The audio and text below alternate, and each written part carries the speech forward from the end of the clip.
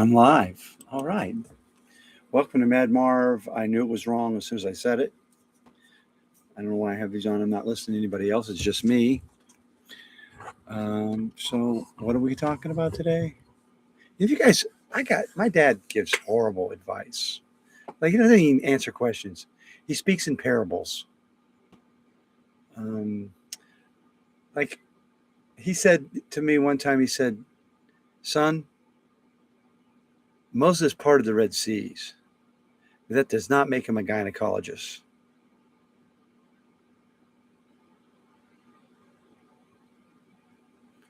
That was the worst wedding toast I've ever heard, Dad. Made no sense. Any of you guys got a wedding toast? Do you ever?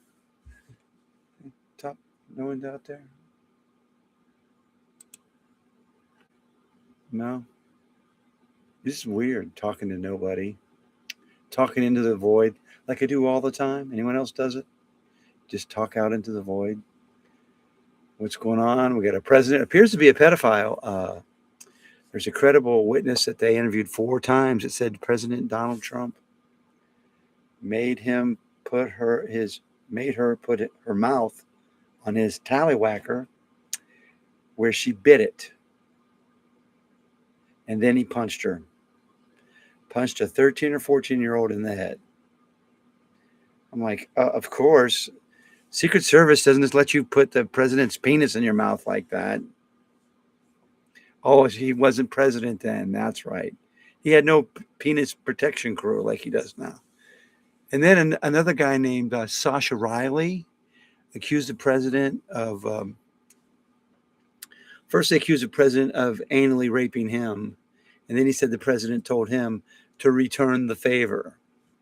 So Sasha Riley said he got in position and he noticed a tent stake on the ground. I'm not saying it was a clean tent stake. I'm not saying that. He just noticed a tent stake on the ground. He picks the tent stake, dirty, filthy tent stake, and he says he put it in the president's rectum and then kicked it in place. I know what you're thinking. Somewhere in that campground, there's a guy walking around going, "Where's my tent stake? What happened to my tent stake? My tent is going to flap in the breeze all the time now because someone stole my fucking tent stake." You can't just steal someone's tent stake like that. I think if President Trump if this were a true story, he should return that tent stake post haste. That tent stake should be returned to that man. And a lot of people say that's why he craps himself a lot and why they put down dog. You ever seen the potty pads dogs sit on? They put those down before Trump sits down now because he has no control of his body parts. Like people have interviewed him, said he'd leave the room and they'd have to throw away the chair after he left. And these are all alleged things. Or maybe I made it up in my mind. Could be I made everything up. I didn't make it up. I've read it. It doesn't make it true, though. These are all alleged statements. But the FBI did interview this girl 4 times, and they thought it was credible. But guess who was president when they talked to her? I'll give you 3 seconds to guess. President Trump likes to do this with other countries. I'll give you 10 days to make up your mind. Then on day 2, he attacks them. He shoots bombs into some. I got him off guard. They didn't see it coming. So I gave you way more than 3 seconds. It was Donald Trump was president when this happened. Donald J. Trump. And the FBI seems to have lost the paperwork. It's all lost. It's getting to be like, if you're Republican, you have to stand up for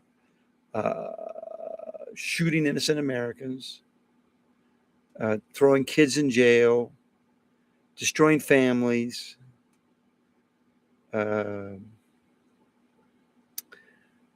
protecting pedophiles, protecting congressmen who have affairs with women and drive them insane, and then they tell themselves it's not the congressman's fault she set herself on fire.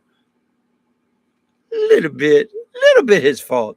Asking her for nude photos or sexy pic. Send me a sexy pic, baby. Send me a sexy pic. Yeah. I guess maybe 10:30 in the morning. I have no viewers. I'm talking to myself, but I don't care. I have a friend named Ben Palmer who's big in the news because he put up report your a website. Look up Ben Palmer Comedy. I think that's the name. Let me look it up. I think it's Ben Palmer Comedy. Let me get you his website so you guys can go to this.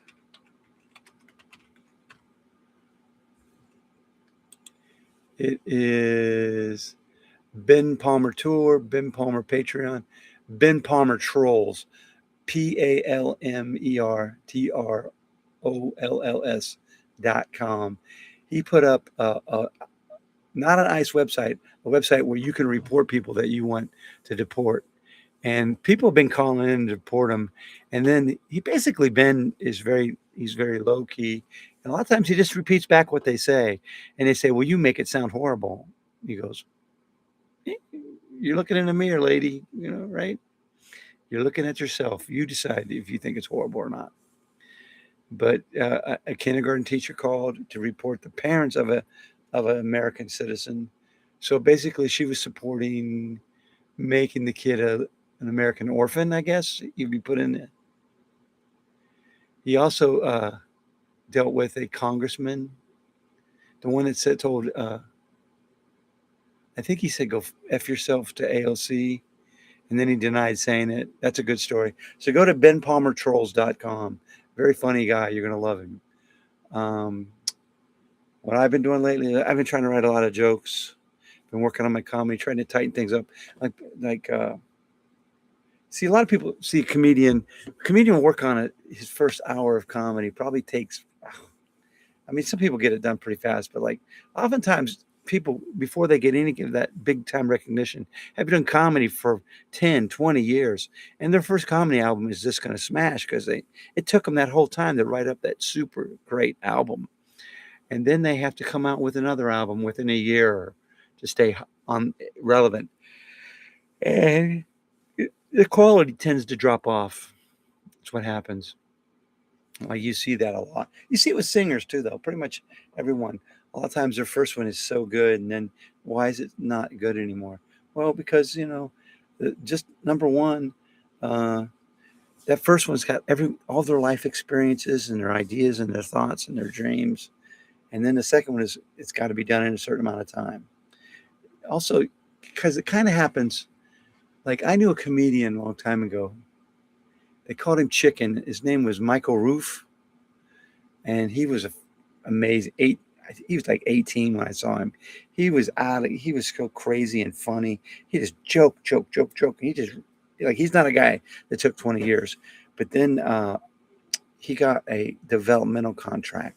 And what happens with the developmental contract is they basically hide you away from all the media and corporations, and they try to develop things just for you. But what oftentimes happens is, you get some money from the contract and you live it up. I think Kevin Hart talked about it. Excuse me. He got a contract and he said he's bought a big, nice car and had a good time, but his comedy suffered a great deal because of it. And he had to start over again after that developmental deal went up in flames. And it helped him, he said, because he knew some of the mistakes he was making. But that's why a lot of comics might be really hot and they get a developmental deal and you don't ever hear of them ever again. You don't see them or anything. So, yeah, the name of this podcast it's not even anywhere for me to read it. I just made up the name. Mad Marv. I knew it was wrong as soon as it came out of my mouth. I think that's the title. And that's pretty much everything I say. I think, oops, I shouldn't have said that. Sometimes I tell a story about I was a basketball coach and LeBron was a 7th grader. And I'm screaming at the kids like, you're making this James guy look like he's some kind of all-star. Here's the amazing part about LeBron James. He scored 29 points against us, made a half-court hook shot. And our gym wasn't even open. We were having a book fair. He did all that during a book fair. He crossed over the librarian, broke her ankles, and then shushed her. Shh. He shushed the librarian. And he still had time to order 3 of the Scholastic series Gooseback books because he loved Gooseback. Goosebumps. Sorry, not Gooseback. Gooseback sounds like a recipe for something awful. Goosebump. Ordered.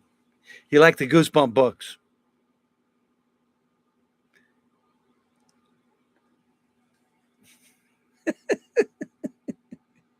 You guys believe this story?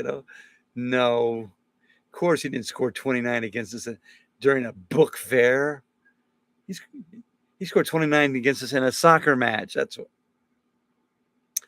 what I'm trying to say is LeBron James, very good athlete, very good athlete. Okay.